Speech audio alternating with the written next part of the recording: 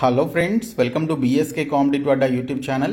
Friends, Andhra Pradesh జిల్లా court ఉద్యోగాలకి సంబంధించినటువంటి పరీక్షల్లో ఇంగ్లీష్ లాంగ్వేజ్ నుంచి మనకి రిపీటెడ్గా వస్తున్నటువంటి మోస్ట్ ఇంపార్టెంట్ బిట్స్కి సంబంధించిన కంప్లీట్ డిస్కషన్ అయితే చూద్దాము. సో వీడియో చూస్తున్నటువంటి వారు వీడియోని లైక్ చేసి ఛానల్ని సపోర్ట్ చేయండి. చాలామంది వీడియోస్ చూస్తున్నారు కానీ లైక్ చేయట్లేదు. ఈ వీడియోకి 1000 లైక్స్ అయితే ఎక్స్పెక్ట్ చేస్తున్నాను. సో ప్రతి ఒక్కరూ లైక్ చేసి మీ ఫ్రెండ్స్కి షేర్ చేయండి. ఫస్ట్ టైం మన ఛానల్ని విజిట్ చేస్తే సబ్స్క్రైబ్ చేసుకుని బెల్ సింబల్ని యాక్టివేట్ చేసుకోండి.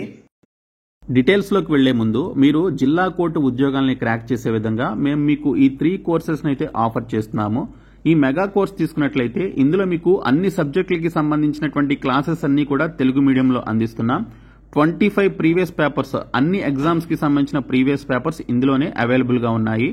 అలాగే 30,000 ప్లస్ బిట్స్ ఉన్నటువంటి జీకే అండ్ ఇంగ్లీష్ కి సంబంధించి ఇంగ్లీష్ అండ్ తెలుగు మీడియంలో ఉన్నటువంటి ప్రీవియస్ బిట్స్ అన్ని కూడా 30,000 బిట్స్ ఉన్నటువంటి పీడిఎఫ్స్ అందిస్తున్నాము. అలాగే ఇంగ్లీష్ మెగా టెస్ట్ సిరీస్, అన్ని టాపిక్స్ కి సంబంధించినటువంటి mega test series 4,000 plus bits ఉన్నటువంటి మెగా టెస్ట్ సిరీస్ ని ఇందులో అందిస్తున్నాము. అండ్ ఫ్యూచర్ లో 10 to 15 మాక్ టెస్ట్లకి సంబంధించినటువంటి ఆ పర్టికులర్ టాపిక్ ను కూడా ఇదే కోర్సులో యాడ్ చేయడం జరుగుతుంది. కాబట్టి మీరు ఈ ఒక్క కోర్స్ తీసుకుంటే చాలు, మీకు అన్ని కూడా యాక్సెస్ అవ్వడం జరుగుతుంది.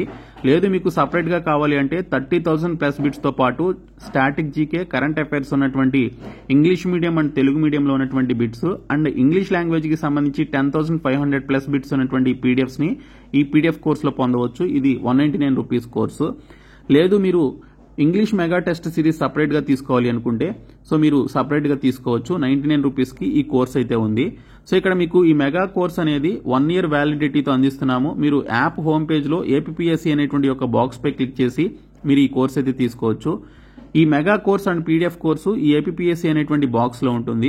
ఇంగ్లీష్ మెగా టెస్ట్ సిరీస్ వచ్చేసి ఇక్కడ టెస్ట్ సిరీస్ అని చెప్పేసి యాప్ హోమ్ పేజ్ లో ఉంటుంది, అందులో మీరు తీసుకోవచ్చు. సో డిస్క్రిప్షన్ లో బీఎస్కే జాబ్స్ అని చెప్పేసి యాప్ లింక్ ఉంటుంది, యాప్ ని డౌన్లోడ్ చేసుకుని ఈ కోర్సెస్ తీసుకోండి. ముందుగా వన్ వర్డ్ సబ్స్టిట్యూషన్స్ కి సంబంధించి ఎటువంటి టైప్ ఆఫ్ క్వశ్చన్స్ వస్తున్నాయనే చూద్దాము. అలాగే మిగిలినటువంటి టాపిక్స్ కి సంబంధించినటువంటి క్వశ్చన్స్ కూడా ఈ వీడియోలోనే చూద్దాం. సో చాలా ఇంపార్టెంట్ క్వశ్చన్స్ ఇవి, రిపీటెడ్గా అయితే వస్తున్నాయి. మనకి గత పరీక్షల్లో చాలాసార్లు అడిగారు. సో వన్ వర్డ్ సబ్స్టిట్యూషన్స్ లో ఫస్ట్ క్వశ్చన్ వచ్చేసి study of the interaction of people with their environment. Okay, so మన చుట్టూ ఉన్నటువంటి ఎన్విరాన్మెంట్తో ఇంటరాక్ట్ అయ్యేటువంటి పీపుల్ గురించి చేసేటువంటి స్టడీని ఏమంటారు అని చెప్పేసి అడిగారు. సో దాన్ని ఏమంటారు అంటే ఎకాలజీ అని చెప్పేసి అంటారు. ఓకే, సో ఎకాలజీ అని చెప్పేసి పిలవడం జరుగుతుంది. సో ఇక్కడ ఎకాలజీ అంటే the study of the relation of plants and living creatures to each other and to their environment అని చెప్పేసి దీనికి సంబంధించినటువంటి కంప్లీట్ ఎక్స్ప్లెనేషన్. అదే సైకాలజీ అని చెప్పేసి ఇక్కడ ఆప్షన్లో ఇచ్చారు. సైకాలజీ అంటే the scientific study of the mind and how it influences behaviour. Okay, మానవుని మైండ్ అది ఏ విధంగా బిహేవ్ చేస్తుంది, అది ఏ విధంగా ఇన్ఫ్లుయెన్స్ అవుతుంది అనే దానిపైన చేసేటువంటి ఒక సైంటిఫిక్ స్టడీని సైకాలజీ అంటారు. ఇంకా ఫిలాసఫీ అంటేనేమో the study of the nature and meaning of the universe of human life అనే దాన్ని ఇక్కడ ఫిలాసఫీ అని చెప్పేసి పిలవడం జరుగుతుంది. సో ఇక్కడ చూసుకుంటే నేచర్ మరియు యూనివర్స్కి సంబంధించి అలాగే హ్యూమన్ లైఫ్ గురించి చేసేటువంటి పర్టికులర్ స్టడీని ఫిలాసఫీ అని చెప్పేసి అంటారు. ఇంకా జాగ్రఫీ అంటేనేమో ఆర్ట్స్ యొక్క సర్ఫేస్ గురించి అలాగే ఫిజికల్ ఫీచర్స్ గురించి, దాని యొక్క డివిజన్స్ గురించి, ప్రొడక్ట్స్ గురించి, పాపులేషన్ గురించి చదివేటువంటి యొక్క స్టడీని జాగ్రఫీ అని చెప్పేసి పిలుస్తారు. ఇంకా నెక్స్ట్ క్వశ్చన్ వచ్చేసి a list of explanations of rare technical or absolute words. ఈ యొక్క స్టేట్మెంట్ని ఇంగ్లీష్లో వన్ వర్డ్లో ఏమని పిలుస్తారని చెప్పేసి అడిగారు. A list of explanations of rare technical and absolute words అని చెప్పేసి ఇచ్చారు. సో దాన్ని ఏమంటారు అంటే వన్ వర్డ్లో లెక్సికన్ అని చెప్పేసి పిలుస్తారండి. లెక్సికన్ అని చెప్పేసి పిలుస్తారు. ఇక్కడ లెక్సికన్ అంటే a list of words on a particular subject or in a language in alphabetical order. Alphabetical ఆర్డర్లో ఉన్నటువంటి పర్టికులర్ వర్డ్స్కి సంబంధించి తెలిపేటువంటి ఈ యొక్క ఎక్స్ప్లెనేషన్ని లెక్సికన్ అని చెప్పేసి పిలుస్తారు. ఇంకా గ్లాసరీ అని చెప్పేసి ఇచ్చారు. గ్లాసరీ అంటే a list of technical or special words especially those in a particular text explaining their meanings. Okay, so వాటి యొక్క మీనింగ్స్ గురించి తెలిపేటువంటి దాన్ని గ్లాసరీ అంటారు. ఇంకా క్యాటలాగ్ అంటేనేమో a complete list of items for example of things that people can look at or buy అని చెప్పేసి ఇచ్చారు. సో ఇక్కడ చూసుకుంటే పర్టికులర్ లిస్ట్ ఆఫ్ ఐటమ్స్ ఏవైతే ఉంటాయో, మనం బై చేయాల్సినటువంటి లేదా కొనుక్కోవాల్సినటువంటి ఐటమ్స్ ఏవైతే ఉంటాయో ఐటమ్స్కి సంబంధించినటువంటి కంప్లీట్ ఐటమ్స్ లిస్ట్ ఏమంటాము అంటే ఇంగ్లీష్లో క్యాటలాగ్ అని చెప్పేసి పిలుస్తాము. ఇంకా next question, underground place for storing wine or other provisions, దాన్ని ఏమంటారని చెప్పేసి ఇచ్చారు. అండర్ గ్రౌండ్ ప్లేస్ ఒకటి ఉంటుంది ప్రతి ఇంట్లో, అంటే ఫారిన్ కంట్రీస్లో. సో ఆ యొక్క ప్లేస్ని వాళ్ళు వైన్ని స్టోర్ చేసుకోవడానికి లేదా ఇంకేమైనా వస్తువుల్ని స్టోర్ చేసుకోవడానికి వాడతారు. దాన్ని ఏమంటారు అని చెప్పేసి అడిగారు.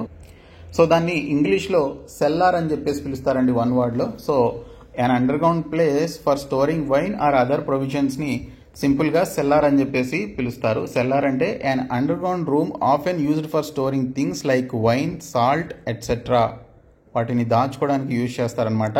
ఇంకా అటిక్ అని చెప్పేసి ఇచ్చారు చూడండి. అటిక్ అంటే a room or space just below the roof of a house often used for storing things అని చెప్పేసి ఇచ్చారు.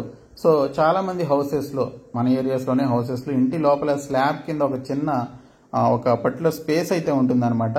దాన్ని సన్ షేడ్ అని చెప్పేసి అంటారు. ఏదైనా వస్తువుల్ని పెట్టుకోవడానికి ఇంటి బయట వైపు స్లాబ్ కింద అండ్ ఇంటి లోపల వైపు స్లాబ్ కింద కూడా పెట్టుకుంటారనమాట. దాన్ని బయట వైపు ఉన్నటువంటి ఆ యొక్క పర్టికులర్ స్పేస్ని సన్ షేడ్ అని చెప్పేసి అంటారు.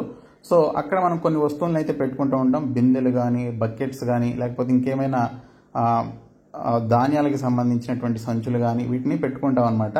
సో దాన్ని మనం ఇక్కడ అటిక్ అని చెప్పేసి పిలుస్తారు.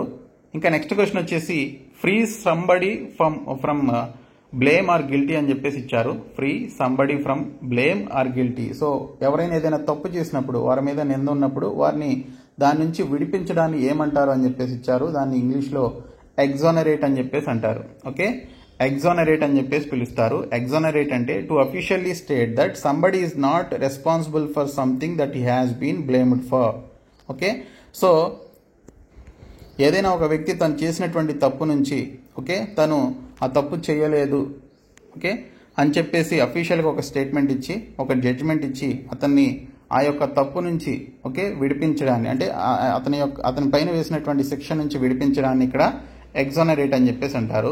ఇంకా ఎక్స్క్యూజ్ అంటే మీకు తెలుసు, ఎవరినైనా మనం ఫర్గివ్ చేసినప్పుడు, ఓకే, ఎవరినైనా ఏదైనా చిన్న తప్పు చేసినప్పుడు వారిని మనం ఫర్గివ్ చేసినప్పుడు, అంటే క్షమించినప్పుడు, దాన్ని మనం ఎక్స్క్యూజ్ అని చెప్పేసి అంటాం. ఇంకా రిప్రిమెండ్ అంటే to tell somebody officially that you do not approve of him or his actions or rebuke అని చెప్పేసి ఇచ్చారు. సో ఇక్కడ చూసుకుంటే ఇచ్చినటువంటి ఆప్షన్స్లో రిప్రిమాండ్ అని చెప్పేసి ఇచ్చారు. సో దీనికి సంబంధించి ఎవరికైనా ఒక వ్యక్తికి అఫీషియల్గా అతను చేసినటువంటి యాక్షన్స్ కానీ, లేకపోతే అతను చేసినటువంటి తప్పుల పట్ల అఫీషియల్గా వాటికి సంబంధించి మీరు అప్రూవ్ చేయకపోతే దాన్ని రిప్రిమాండ్ అని చెప్పేసి అంటారు. ఇంకా అక్వైట్ అంటే ఆప్షన్స్లో అక్వైట్ అని చెప్పేసి ఇచ్చారు. To decide and state officially in court that somebody is not guilty of A crime. Okay, ఏదైనా ఒక కోర్టులో అఫీషియల్గా ఒక వ్యక్తికి సంబంధించి అతను ఆ క్రైమ్ కానీ లేదా ఆ తప్పు కానీ చేయలేదని చెప్పేసి అఫీషియల్గా స్టేట్మెంట్ ఇవ్వడాన్ని ఇక్కడ అక్వైట్ అని చెప్పేసి అంటారు. Next question, synonym of given word. So ఇప్పటివరకు మనం వన్ వర్డ్ సబ్స్టిట్యూషన్ చూసాం, ఇప్పుడు సినానిమ్స్ చూద్దాము. సో ఇక్కడ సినానిమ్స్లో మనకి గ్యారులస్ అని చెప్పేసి ఇచ్చారండి. సో గ్యారులస్ అంటే ఎప్పుడు తరచుగా బాగా మాట్లాడేటువంటి వారిని, ఓకే, సో వారిని ఏమంటాము అంటే గ్యారులస్ అని చెప్పేసి అంటాం. ఇచ్చినటువంటి ఆప్షన్స్లో టాకటివ్ అని చెప్పేసి ఉంది. సో టాకటివ్ అనేది రైట్ ఆన్సర్ అనమాట. సో గ్యారులస్ అంటే టాకింగ్ ఏ లాట్ లేదా టాకటివ్ అని చెప్పేసి అంటారు. సో ఎక్కువగా మాట్లాడేటువంటి వారు, ఓకే, గలగల మాట్లాడుతూ ఉంటారు ఎప్పుడు. సో అలాంటి వారిని గ్యారులస్ పర్సన్స్ అంటారు, అంటే టాకటివ్ పర్సన్స్ అని చెప్పేసి అంటారు. ఇక్కడ ఆప్షన్స్లో సెడాటివ్ అని చెప్పేసి ఇచ్చారు. సెడాటివ్ అంటే a drug that makes somebody go to sleep or makes him feel calm and relaxed లేదా ట్రాంక్వలైజ్డ్ అని చెప్పేసి అంటారు. సో ఇక్కడ చూసుకుంటే మీకు నిద్ర పట్టట్లేదు అనుకోండి, మీరు ఒక డ్రగ్ వేసుకున్నారు, స్లీపింగ్ పిల్ వేసుకుంటే అది ఒక డ్రగ్ కింద కన్సిడర్ చేస్తాం కదా, అదొక మందు. డ్రగ్ అంటే మందు అని. సో అది వేసుకుంటే ఏంటి, మీకు నిద్ర వచ్చే విధంగా మిమ్మల్ని అది ఇన్ఫ్లుయెన్స్ చేస్తుంది అనమాట, లేదా మీరు రిలాక్స్ అయ్యే విధంగా చేస్తుంది. సో దాన్ని సెడాటివ్స్ అని చెప్పేసి అంటారు. అంటే మనకి ఏదైనా ఒక పర్టికులర్ మూడ్లోకి మనల్ని తీసుకువెళ్ళే విధంగా చేసేటువంటి ఒక పర్టికులర్ థింగ్ని ఏమంటామంటే సెడాటివ్స్ అని చెప్పేసి అంటాము. ఇంకా వోకటివ్ అని చెప్పేసి ఇచ్చారు. వోకటివ్ అంటే expressing your opinions or feelings in a loud and confident way లేదా స్ట్రైడెంట్ అని చెప్పేసి ఇచ్చారు. స్ట్రైడెంట్ అంటే చాలా స్ట్రాంగ్గా, చాలా మీ మీద మీకు ఒక నమ్మకంతో మీరు మాట్లాడినప్పుడు దాన్ని మనం వోకటివ్ అని చెప్పేసి అంటాము.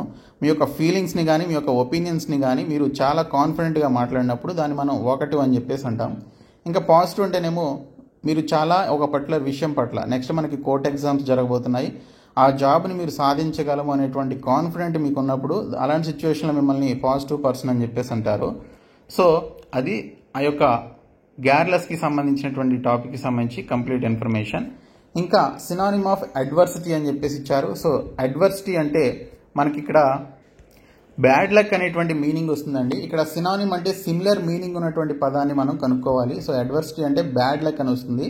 సో ఇక్కడ మిస్ఫార్చ్యూన్ అని చెప్పేసి ఇచ్చాడు. మిస్ఫార్చ్యూన్ అంటే బ్యాడ్ లక్ అని చెప్పేసి మీనింగ్. ఇక్కడ మీరు చూడండి, మిస్ఫార్చ్యూన్ అంటే బ్యాడ్ లక్ లేదా an unfortunate accident, event or కండిషన్ని మనం ఇక్కడ మిస్ఫార్చ్యూన్ అని చెప్పేసి అంటాము. ఇంకా అడ్వర్సిటీ అంటే ఏ డిఫికల్ట్ ఆర్ అన్ప్లెజెంట్ సిచ్యువేషన్ని అడ్వర్సిటీ అని చెప్పేసి అంటాం.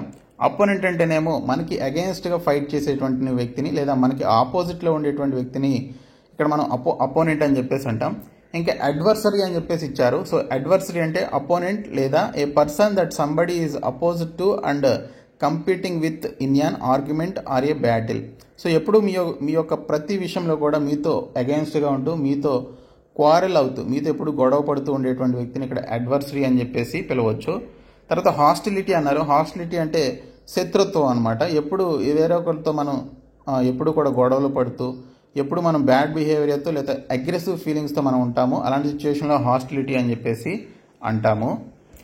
నెక్స్ట్ క్వశ్చన్ వచ్చేసి synonym of given word wily అని చెప్పేసి ఇచ్చారు. WILY. విల్లీ అంటే ఇక్కడ కన్నింగ్ అని చెప్పేసి మీనింగ్ అయితే వస్తుందండి. విల్లీ అంటే కన్నింగ్ అనమాట. సో ఇక్కడ కన్నింగ్ అంటే క్రాఫ్టీ అండ్ విల్లీ అని చెప్పేసి మీనింగ్ వస్తుంది. అంటే కన్నింగ్ అంటే ఇక్కడ బ్యాడ్ బిహేవియర్ కలిగి ఉండడం అనమాట. విల్లీ అంటే కన్నింగ్. సో కన్నింగ్ అంటే ఇక్కడ ఒక బ్యాడ్ బిహేవియర్ కలిగి ఉండడం. సో మన యొక్క ఇంటెన్షన్స్ వేరే ఉండి బయటికి ఒకటి మాట్లాడుతూ లోపల వేరే ఇంటెన్షన్స్ కలిగి ఉన్నా కూడా దాన్ని మనం కన్నింగ్గా కన్సిడర్ చేయొచ్చు.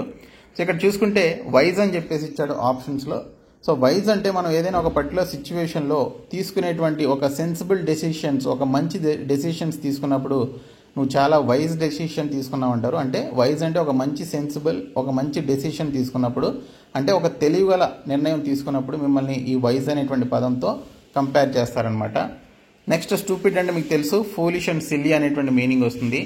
యాంగ్రీ అంటే మీకు తెలుసు, ఫీలింగ్ అండ్ షోయింగ్ యాంగర్. మీరు ఎప్పుడైతే కోపాన్ని ప్రదర్శిస్తారో అప్పుడు యాంగ్రీ అని చెప్పేసి అంటాము.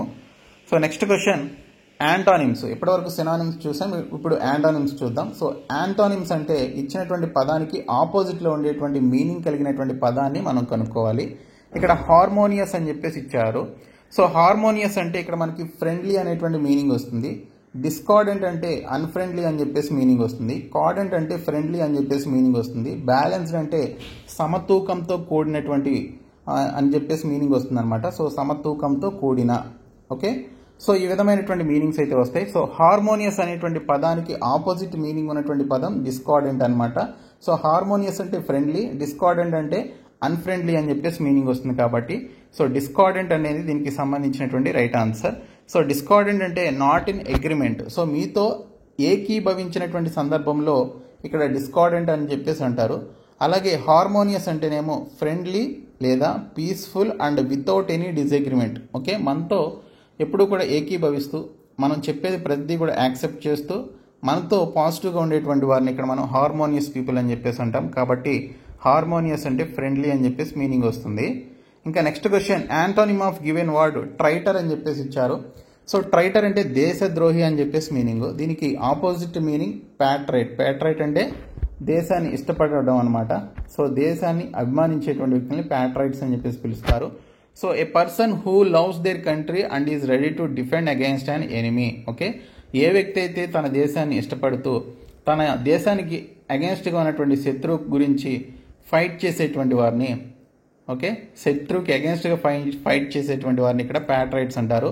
ట్రైటర్ అంటేనేమో a person gives away secrets about their country, one who betrays, renegade, backstabber. Okay, దేశం యొక్క సీక్రెట్స్ అన్ని కూడా ఇతర దేశాల వారికి తెలియజేస్తూ దేశాన్ని వెన్నుపోటు పొడుస్తూ లేకపోతే మోసం చేస్తూ ఉండేటువంటి వారిని ట్రైటర్స్ అని చెప్పేసి అంటారు. ఇంకా next question antonym of given word exaggerate. Exaggerate అంటే ఒక చిన్న విషయాన్ని కూడా చాలా గొప్పగా చెప్పుకోవడాన్ని దాన్ని ఏమంటాము అంటే ఎగ్జాజరేట్ అని చెప్పేసి అంటాము. సో ఇక్కడ చూసుకుంటే అండర్ స్టేట్ అని చెప్పేసి ఇచ్చారు. అండర్ స్టేట్ అంటే చాలా లిమిట్లో సాధారణంగా ఉండడాన్ని ఇక్కడ అండర్ స్టేట్ అని చెప్పేసి అంటారు. దీని యొక్క ఆపోజిట్ మీనింగ్ ఉన్నటువంటి వర్డ్ అండర్ స్టేట్ అనమాట. ఎగ్జాజరేట్ అంటేనేమో చాలా చిన్న విషయాన్ని కూడా చాలా గొప్పలు చెప్పుకోవడాన్ని ఇక్కడ ఎగ్జాజరేట్ అని చెప్పేసి అంటాము. అబండెన్స్ అంటేనేమో మనకు ఉండవలసిన దానికంటే కూడా ఎక్కువ ఉంటే అది సంపదైనా ఏదైనా కూడా ఎక్కువ ఉంటే దాన్ని అబండెన్స్ అంటాం, లేదా ప్లెంటిఫుల్ అనేటువంటి మీనింగ్ వస్తుంది. ఇంకా ఎక్స్ట్రా వ్యాగెంట్ అంటేనేమో విపరీతమైనటువంటి ఖర్చులు చేసేటువంటి వారిని ఎక్స్ట్రా వ్యాగెంట్స్ అని చెప్పేసి పిలుస్తారు. సో ఇక్కడ మనం ఇచ్చినటువంటి పదాల యొక్క మీనింగ్ చూస్తే అండర్ స్టేట్ అన్నాడు. To state that somebody is smaller, less important than it really is అని చెప్పేసి ఇచ్చారు. ఓకే, సో చాలా తక్కువ ఇంపార్టెన్స్ కలిగి చాలా చిన్నగా ఉండడాన్ని ఇక్కడ అండర్ స్టేట్ అంటారు, లేదా చాలా సాధారణంగా ఉండడం అనేటువంటి మీనింగ్ కూడా వస్తుంది. ఇంకా ఎక్సాజరేట్ అంటే to make something seem larger, better, worse or more important than it really is అంటే ఉన్నదానికంటే కూడా ఎక్కువ చూపించడం కానీ, బెటర్గా ఉందని చెప్పడం కానీ, ఉన్నదానికంటే కూడా ఇంకా వర్స్గా ఉందని చెప్పడం కానీ, లేదా ఉన్న ఇంపార్టెన్స్ కంటే కూడా ఇంకా ఎక్కువ ఇంపార్టెన్స్ ఉన్నది అని చెప్పేసి ఉన్నదానికంటే కూడా ఎక్కువ చేసి చెప్పడాన్ని ఏదైనా కూడా ఇక్కడ ఎక్స్ట్రావాగెంట్ ఎగ్జాజరేట్ అని చెప్పేసి పిలుస్తారు. ఓకే, తర్వాత ఇప్పుడు ఈడియమ్స్ అండ్ ఫ్రేజెస్ అయితే చూద్దాము. సో ఈడియమ్స్ అండ్ ఫ్రేజెస్కి సంబంధించి నేను 2 days బ్యాక్ ఒక డెడికేటెడ్ వీడియో చేశాను. సో ఈడియమ్స్ అండ్ ఫ్రేజెస్ అంటే జాతీయాలు అనేటువంటి మీనింగ్ వస్తుంది. సో మనం తెలుగులో జాతీయాలు అంటాం, ఇంగ్లీష్లో ఈడియమ్స్ అండ్ ఫ్రేజెస్ అని చెప్పేసి అంటాము. ఇక్కడ ఫ్రమ్ స్టెమ్ టు స్టర్న్ అని చెప్పేసి ఇచ్చాడు. సో ఇంగ్లీష్లో మనకి స్టెమ్ టు స్టెర్న్ అని చెప్పేసి అన్నప్పుడు, సో ఇక్కడ స్టెమ్ అంటే మొక్క యొక్క స్టెమ్ అని కాదు. ఓకే, సో ఇక్కడ నేను ఆల్రెడీ ఈడియమ్స్కి సంబంధించిన వీడియో చేసినప్పుడు ఈ కంప్లీట్ సెంటెన్స్ని మీరు ఒక యూనిట్గా తీసుకోవాలి. ప్రతి పదం యొక్క మీనింగ్ అయితే చూడకూడదు. కంప్లీట్ సెంటెన్స్ని ఒక యూనిట్గా తీసుకొని దాని యొక్క మీనింగ్ ఏంటనేది మీరు అర్థం చేసుకున్నప్పుడే ఈడియమ్స్ అండ్ ఫ్రేజెస్కి సంబంధించి ఆన్సర్ చేయగలుగుతారు.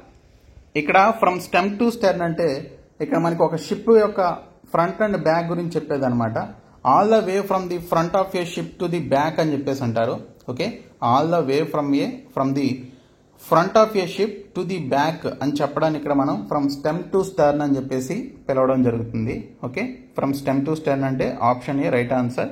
ఫ్రమ్ స్టెమ్ టు స్టర్న్ అంటే from the front to the back especially of a ship. Okay, ఒక పర్టికులర్ షిప్ గురించి మనం మాట్లాడుతున్నప్పుడు ఫ్రంట్ నుంచి బ్యాక్ వరకు ఉన్నటువంటి ఆ యొక్క పర్టికులర్ భాగాన్ని మనం ఇక్కడ స్టెమ్ టు స్టర్న్ అని చెప్పేసి పిలుస్తాము. నెక్స్ట్ క్వశ్చన్, ఈడియమ్స్ అండ్ ఫ్రేజెస్లో బీట్ ఏ డెడ్ హార్స్ అని చెప్పేసి ఇచ్చారు.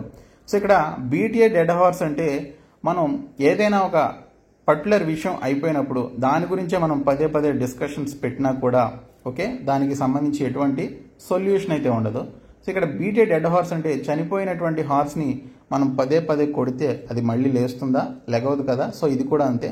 సో ఒక పర్టికులర్ విషయం అనేది తేలిపోయిన తర్వాత ఒక పర్టికులర్ విషయం పైన కంప్లీట్గా డిస్కషన్ జరిగి డెసిషన్ తీసుకున్న తర్వాత మళ్ళీ దానిపైన డిస్కషన్ చేయడం అనేది అది ఒక యూజ్లెస్ విషయం అని చెప్పడాన్ని ఇక్కడ ఇంగ్లీష్లో సింపుల్గా బీట్ ఏ డెడ్ హార్స్ అని చెప్పేసి పిలుస్తారు.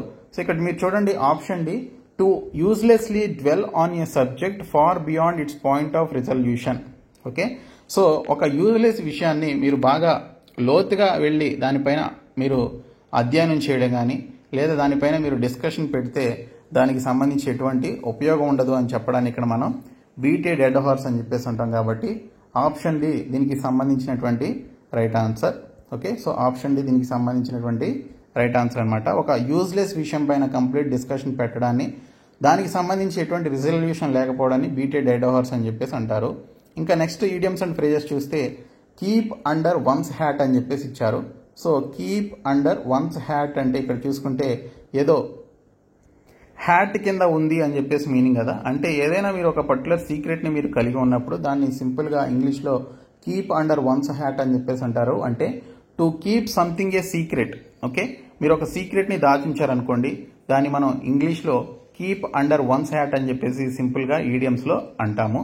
ఇప్పుడు ఫిల్ ఇన్ ద బ్లాంక్స్ చూద్దాం. మనకి కోర్ట్ ఎగ్జామ్స్లో ఫిల్ ఇన్ ద బ్లాంక్స్ నుంచి 4 క్వశ్చన్స్ అయితే వస్తున్నాయి. సో ఇందులో ఫస్ట్ క్వశ్చన్ వచ్చేసి the rocket dash the target and did not cause any casualty. Okay, so rocket అనేది టార్గెట్ని హిట్ అయ్యింది, అయితే ఎటువంటి హాని చేయలేదు అని ఇక్కడ మనకి క్వశ్చన్ అయితే ఉందన్నమాట. ఇచ్చినటువంటి క్వశ్చన్ బట్టి మనకు అర్థమవుతుంది. సో టార్గెట్ అనేది ఎప్పుడు కూడా రీచ్ అవుతుందా, మిస్ అవుతుందా, ఎక్స్ప్లోడెడ్ అవుతుందా, ఏమవుతుందా? సో ఇచ్చినటువంటి యొక్క 5 ఆప్షన్స్ ఏవైతే ఉన్నాయో మనకి 4 ఇస్తారులేండి, ఇక్కడ 5 అనేది యాడ్ అయింది. సో ఈ పర్టికులర్ ఆప్షన్స్లో రాకెట్ అనేది మనకి టార్గెట్ని రీచ్ అయిందా లేదా అని చెప్పేసి అంటాం, లేదా ఆ టార్గెట్ని మిస్ అవునప్పుడు ఆ టార్గెట్ మిస్ కాలేదు అని చెప్పేసి మనం ఇక్కడ అంటాము, లేదా టార్గెట్ మిస్ అయినప్పుడు మిస్ అయింది అని చెప్పేసి అంటాం. ఇక్కడ చూసుకుంటే the rocket missed the target and did not cause any casualty. Casualty అంటే ఎటువంటి హాని చేయలేదు అని చెప్పడానికి కూడా అంటున్నాడు అనమాట. రాకెట్ అనేది అక్కడ టార్గెట్ని మిస్ అయింది, అది వెళ్లాల్సినటువంటి ప్లేస్లో పడకుండా, లేకపోతే అది వెళ్లాల్సినటువంటి ప్లేస్కి వెళ్లకుండా ఆ టార్గెట్ అనేది మిస్ అవడం వల్ల అది మిస్ అయింది, కానీ అది పడిన చోట ఎక్కడ ఎటువంటి హాని అయితే చేయలేదు అని చెప్పడానికి ఇక్కడ మనం ఈ విధమైనటువంటి స్టేట్మెంట్ అయితే వాడతాము. కాబట్టి మిస్డ్ అని చెప్పేసి అనాలి. Next question, the soldiers received a military dash to inspect all their vehicles before travelling అని చెప్పేసి ఇచ్చారు. సో ఇక్కడ చూసినట్లయితే సోల్జర్స్ ఒక ప్లేస్ నుంచి ఇంకో ప్లేస్కి వెహికల్స్లో వెళ్ళేటప్పుడు ఖచ్చితంగా దానికి సంబంధించినటువంటి ఆమోదం అయితే తెచ్చుకోవాలన్నమాట. సో ఆ యొక్క మిలిటరీని ఇన్స్పెక్ట్ చేయడానికి సంబంధించి, వెహికల్స్ని ఇన్స్పెక్ట్ చేయడానికి సంబంధించి మిలిటరీ నుంచి ఒక ఆమోదం అయితే తెచ్చుకోవాలి, ఒక అంగీకారం అయితే తెచ్చుకోవాలి. దాన్ని ఇక్కడ మ్యాండేట్ అని చెప్పేసి అంటారు. Okay, the soldiers received a military mandate to inspect all their vehicles before travelling అనేది దీనికి సంబంధించినటువంటి రైట్ ఆన్సర్ అనమాట. సో మ్యాండేట్ అంటే కమాండ్ లేదా అథారిటేటివ్ ఇన్స్ట్రక్షన్, అంటే పై ఉన్నటువంటి అధికారుల నుంచి కొన్ని ఆదేశాలు తెచ్చుకున్న తర్వాత లేదా ఆమోదం తెచ్చుకున్న తర్వాత సో దీనికి సంబంధించి వారు ఒక ప్లేస్ నుంచి ఇంకో ప్లేస్కి ట్రావెల్ అవ్వడానికి వారికి ఆమోదం అయితే వస్తుంది.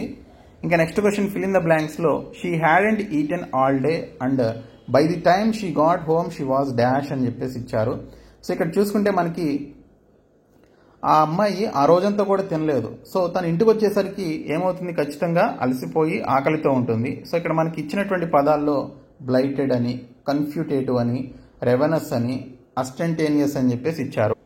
ఇక్కడ ఇచ్చినటువంటి ఆప్షన్స్లో హంగ్రీ అనేటువంటి పదాన్ని మీనింగ్ రూపంలో తెలిపేది మనకి రెవెనస్ అనమాట. రెవెనస్ అంటే హంగ్రీ అనేటువంటి మీనింగ్ వస్తుంది. సో ఇక్కడ మనం ఒక రోజంతా మనం ఫుడ్ తినకపోతే ఖచ్చితంగా హంగ్రీతో ఉంటాం కదా, ఆకలితో ఉంటాం, కాబట్టి రెవెనస్ అనేది ఇక్కడ మనం యూజ్ చేయాలి. సో రెవెనస్ అనేది దీనికి సంబంధించినటువంటి రైట్ ఆన్సర్. సో రెవెనస్ అంటే extremely hungry. Okay, extremely hungry అంటే విపరీతమైనటువంటి ఆకలితో ఉన్నప్పుడు రెవెనస్ అని చెప్పేసి అంటాము. Next question, my sister and dash are pleased to accept your invitation. My sister and I అని చెప్పేసి అంటామండి. చాలా ఇంపార్టెంట్, ఇలాంటి బిట్స్ అడుగుతారు. My sister and I are pleased to accept your invitation అనేది దీనికి సంబంధించిన రైట్ ఆన్సర్. ఇప్పుడు ఎర్రర్ కరెక్షన్స్ చూద్దాం. ఎర్రర్ కరెక్షన్స్ లో look at what I'm doing and do like I do అని చెప్పేసి ఇచ్చారు. సో ఈ విధంగా ఒక సెంటెన్స్ ఇచ్చేసి మనకి వాటిని ఈ విధంగా పార్ట్స్ వైజ్ గా డివైడ్ చేస్తారనమాట. ఓకే, పార్ట్స్ వైజ్ గా డివైడ్ చేసి ఏ పార్ట్ లో మనకి ఎర్రర్ ఉందనేది, గ్రామటికల్ ఎర్రర్ ఉందనేది మనం కనుక్కోవాలి. సో ఈ ఎర్రర్స్ నుంచి మనకి 2 క్వశ్చన్స్ అయితే వస్తున్నాయి. సో ఇక్కడ చూసుకుంటే మీకు ఎర్రర్స్ ఎక్కువగా దేనిపైన మనకి మిస్టేక్స్ పడతాయంటే, ఎర్రర్స్ పడతాయంటే టెన్సెస్ గురించి, past tense, present tense, future tense, continuous tense, వీటిపైన మనకి ఎక్కువగా క్వశ్చన్స్ అయితే ఉంటాయండి. దీనితో పాటు ప్రీపోజిషన్ ఎర్రర్స్ కూడా వస్తాయన్నమాట. సో అవి మీరు చదువుకోవాలి. టెన్సెస్ ఖచ్చితంగా చదువుకోండి. సో ఇక్కడ చూడండి, look at what I'm doing and do like I do అని చెప్పేసి ఇచ్చారు. సో ఇక్కడ చూసుకుంటే లుక్ ఎట్ వాట్ అనే దానిలో ఎటువంటి ఎర్రర్ లేదు, ఐఎమ్ డూయింగ్ అనేటువంటి దానిలో కూడా ఎటువంటి ఎర్రర్ లేదు, and do like I do అనేటువంటి దానిలో మనకి ఎర్రర్ అయితే ఉంది. కాబట్టి సో ఇక్కడ మనకి క్లియర్ గా అర్థమవుతుంది అందులో ఎర్రర్ ఉందనేసి. సో మనం ఇక్కడ ఆప్షన్ సి రైట్ ఆన్సర్ అనేది మనం ఇక్కడ క్లియర్ గా పెట్టాలి. సో ఇక్కడ చూసుకుంటే డూ వాట్ లేదా as I do is the right usage అనమాట. సో ఇక్కడ చూసుకుంటే and do like I do అనేటువంటి ప్లేస్ లో అండ్ డూ వాట్ అనేది యూజ్ చేయాలి, లేదా యాజ్ ఐ డూ అనేది మనం ఇక్కడ యూజ్ చేయాల్సి ఉంటుంది. కాబట్టి పార్ట్ సిలో మనకి ఎర్రర్ అయితే ఉంది కాబట్టి సో అది మనం ఇక్కడ ఈ పర్టికులర్ వర్డ్స్తో మనం రీప్లేస్ చేయాల్సి ఉంటుంది. Next question, were I the president I would award you a title అని చెప్పేసి ఇచ్చారు. ఓకే, నేను ప్రెసిడెంట్ అయి ఉన్నట్లయితే నేను నీకు ఆ టైటిల్ ఇచ్చేవాడిని అని ఇక్కడ అంటున్నాడు అనమాట. సో ఇచ్చినటువంటి స్టేట్మెంట్లో మనకి ఎటువంటి ఎర్రర్ అయితే లేదండి. ఇక్కడ వర్ అన్నాడు, వుడ్ అన్నాడు. సో అంతా కూడా మనకి పాస్ట్ గురించి మాట్లాడుతున్నాడు. ఒకవేళ నేను ప్రెసిడెంట్ అయి ఉన్నట్లయితే నేను నీకు ఖచ్చితంగా టైటిల్ ఇచ్చేవాడిని, ఓకే, ఒక అవార్డు ఇచ్చేవాడిని అని చెప్తున్నాడు. కాబట్టి ఎటువంటి ఎర్రర్ లేదు. ఎర్రర్ లేనప్పుడు మనం నో ఎర్రర్ అని చెప్పేసి పెట్టాలి. సో ఆప్షన్ 4 దీనికి సంబంధించిన right answer. Next question, the job for drawing water from the village well is usually carried out by the women and young girls అని చెప్పేసి ఇచ్చాడు. So the job for drawing water, the job for అనేది ఇక్కడ రాదండి, for అనేది రాదు, ఇది ప్రీపోజిషనల్ error అనమాట. The job of drawing water అనేది వస్తుంది. So the job of drawing water from the village well is usually carried out by the women and young girls అనేది రైట్ ఆన్సర్ అనమాట. సో ఆఫ్ అనేది ఇక్కడ రావాల్సి ఉంటుంది. కాబట్టి ఆప్షన్ 1లోనే మనకి పార్ట్ 1లోనే ఎర్రర్ అయితే ఉంది కాబట్టి సో పార్ట్ 1 దీనికి సంబంధించిన రైట్ ఆన్సర్. సో ఇవి మోస్ట్ ఇంపార్టెంట్ మనకి ఈ టైప్ ఆఫ్ క్వశ్చన్స్ అయితే ఇంగ్లీష్ లాంగ్వేజ్లో వస్తాయి. కాబట్టి ప్రతి ఒక్కరు కూడా మేము మీకు ప్రొవైడ్ చేసినటువంటి 499 రూపీస్ మెగా కోర్స్ తీసుకోండి. అండ్ దీనితో పాటు 199 రూపీస్ పీడిఎఫ్ కోర్స్ తీసుకోండి. ఇందులో మీకు పీడిఎఫ్ మెటీరియల్స్ అన్నీ ఉంటాయి. ఇంకా ఇందులో మీకు video classes, PDF materials, previous papers, అలాగే ఇంగ్లీష్ మెగా టెస్ట్ సిరీస్ ఉంటుంది. ఇంగ్లీష్ మెగా టెస్ట్ సిరీస్ మీరు సపరేట్గా తీసుకోవాలనుకుంటే 99 rupees English mega test series ఉంది. 4000 బిట్స్ అయితే ఉన్నాయి, టాపిక్ వైజ్గా ఉన్నాయి. సో ప్రతి ఒక్కరు కూడా తీసుకుని అటెంప్ట్ చేయండి. Thank you so much guys.